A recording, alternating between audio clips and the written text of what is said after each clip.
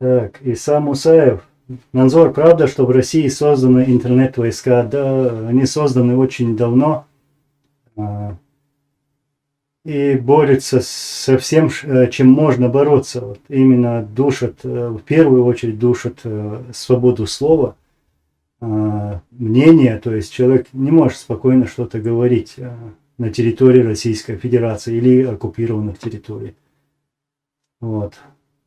И кто-то там, я буквально недавно этот Роскомнадзор их, да, он, сказать, не перестает отправлять жалобы на этот канал.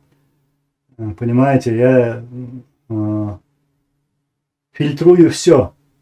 И свою речь, и свои слова, и свои материалы. Поэтому то, чем они занимаются, это просто они теряют свое время.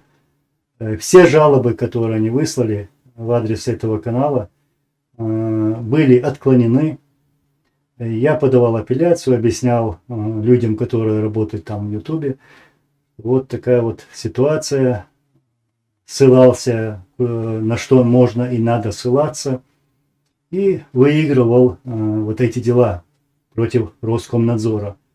Поэтому пускай успокоится. Ну так, там это огромная тема, можно потом затронуть ее. Очень интересная, кстати, Исам Мусаев.